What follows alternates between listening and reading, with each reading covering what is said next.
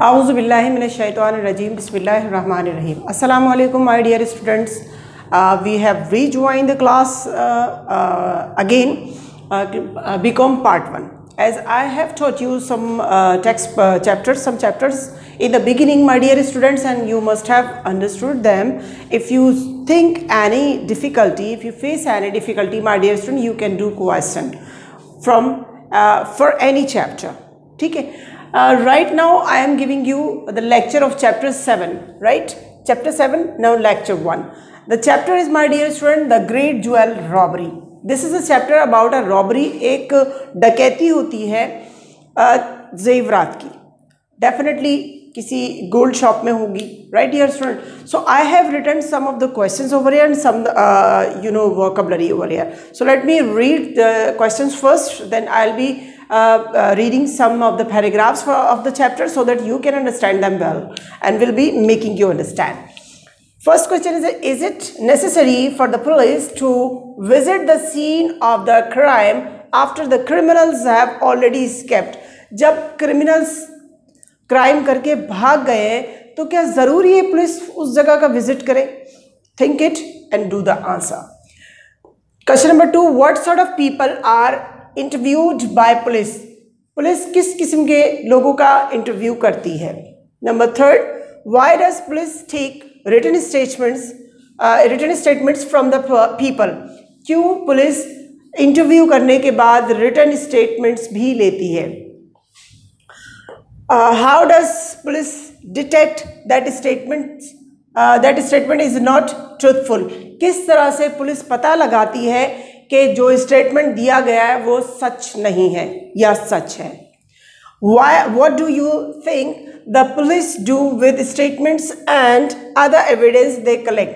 क्या समझते हैं आप कि पुलिस जो स्टेटमेंट्स लेती है या जो मुख्तलिफ सबूत इकट्ठे करती है उसका क्या करती है, कैसे इस्तेमाल करती है, कैसे यूज़ करती है, कैसे इन्वेस्टिगेट करती है? Number 6, what might be the reason behind a crime? किसी जुर्म के पीछे क्या मकसद, क्या वजह हो सकती है? Right dear student, you must be thinking after I teach you chapter and giving me answers, right? And now come to difficult words, my dear student. Difficult words I teach you in every chapter because they are included in your examination. So you must be very careful learning difficult words, right? Postpone means delay, मुअख्खर करना. उर्दू भी बताती हूँ so that you can understand by your native language. Detective, a person who investigates, जिसे हम जासूस suppose to. Campaign, organised method of working. कोई campaign चलाई जाती है जिसमें एक किसी भी काम करने के तरीक़ेकार को वज़ा किया जाता है और ग्रुप ऑफ पीपल उसमें इन्वॉल्व होते हैं. सफिशिएंट, इनफ, कम्मल, ठीक है. Compensation, payment for the damage, जिसे हर्जाना भी कह सकते हैं, राइट? इस्टेब्लिश, सेटअप, कायम करना, कोई चीज़ बनाना, कोई काम, कोई इंस्टीट्यूट स्टार्ट करना. Right dear students, so let's start. Let me read you some of the paragraphs of the chapter for you so that we can understand who is the criminal, right? So the first paragraph, Inspector Azam investigates. The title of the first paragraph is Inspector Azam investigates. A robbery has taken place at the main branch of New Era Jewelers at 10 Main Street. Address बताया गया new era jewellers का, जहां पर एक robbery हुई है, जहां पर लूट मार की गई है, main street. Inspector Azam has been put in charge of the investigation. Inspector Azam को इस इन्वेस्टिगेशन का चार्ज दिया गया. He has spent a day visiting the scene of the crime. उन्होंने पूरा दिन क्राइम सीन पर विजिट करने में गुजार दिया. He has just return to the police station. He sits down with his colleague Sergeant Zia to look at the reports that have come in on the incident. अब वो अभी station आए हैं और अपने कुलीग सार्जेंट जिया जो उन्हीं के साथ काम कर रहे हैं उनके साथ बैठे हैं वो रिपोर्ट्स देखने के लिए जो इस इंसिडेंट के हवाले से उन्होंने इकट्ठी की हैं. The next paragraph, inspector Azam glances briefly through them and says, right sergeant, we have got a lot of facts to sort out here, so what we want is a map of the area. where the crime took place and also a whiteboard on which we can write down the things that interest us. Can you get those for me? अच्छा देखिए, police का तरीकाकार होता है वो इसी तरह का वाइट बोर्ड या कोई ग्रीन बोर्ड या कोई बोर्ड इसी तरह का लगाते हैं और इस पर फिर वो फैक्ट्स और फिगर्स कलेक्ट करते जाते हैं, ठीक है, और फिर उनका लिंक बनाते जाते हैं, राइट। लाइकवाइज ही इंस्पेक्टर आजम ने अपने कुलीग से कहा कि हाँ मुझे चाहिए होगा, एक वाइट बोर्ड चाहिए होगा, ठीक है, और कुछ और भी चीज़ें चाहिए होंगी, कुछ फैक्ट्स और फिगर्स और उनको कलेक्ट करने के लिए। तो उन्होंने अपने दोस्त सार्जेंट जिया से कहा कि आप वो चीज़ें ला सकते हैं मेरे लिए। They are here already inspector, I guess you would need them and got them already, said जिया। Police inspectors because they are well trained, तो उन्हें पता है कि उन्हें ज़रूरत होगी, उन्होंने पहले से ही उन चीज़ों को अरेंज करके रखा हुआ है। एक्सीलेंट, सेड आजम। इंस्पेक्टर आजम खुश हुए, उन्होंने शाबाशी दी। लेट्स गेट स्टार्टेड, चले शुरू करते हैं। I shall read the documents marked A, B and C and you read documents marked D, E and F। Total इन्होंने तकरीबन 6 डॉक्यूमेंट बनाए, A, B, C और E, D, F। सो इंस्पेक्टर आजम कहते हैं जो फर्स्ट 3 है ABC डॉक्यूमेंट वो मैं स्टडी करूंगा। रीड करने का मतलब है उनको स्टडी करेंगे, फैक्ट्स एंड फिगर्स उसमें से कैलकुलेट करेंगे और अंडरस्टैंड करेंगे।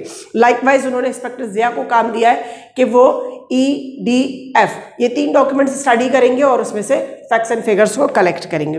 The 2 officers begin to read, दोनों ऑफिसर्स ने जो डॉक्यूमेंट्स थे उनको रीड करना शुरू कर दिया।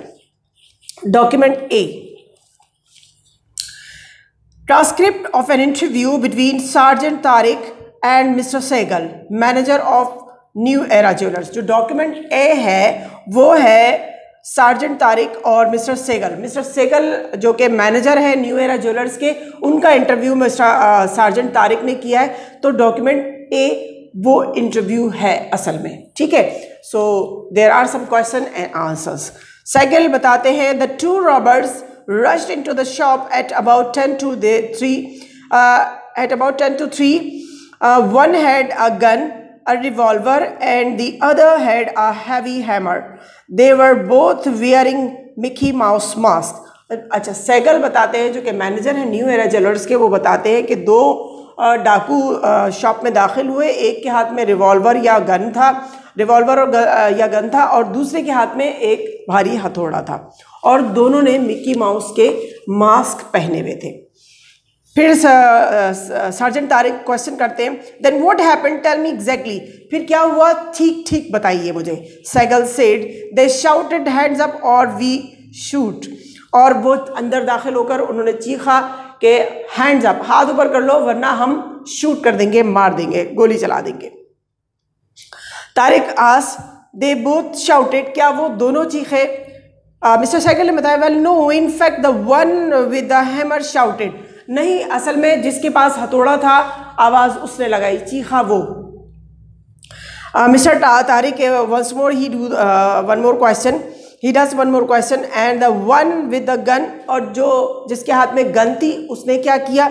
मिस्टर सेगल बताते हैं he just pointed it at us, now that I think of it he never said a word during the whole robbery, और वो कहते हैं कि उसने जिसके हाथ में गन थी उसने सिर्फ हमारे पर गन तान ली इस तरह से करके, और जहाँ तक मुझे याद पड़ता है उसने एक लफ्ज़ भी नहीं बोला पूरी रॉबरी के दरमियान।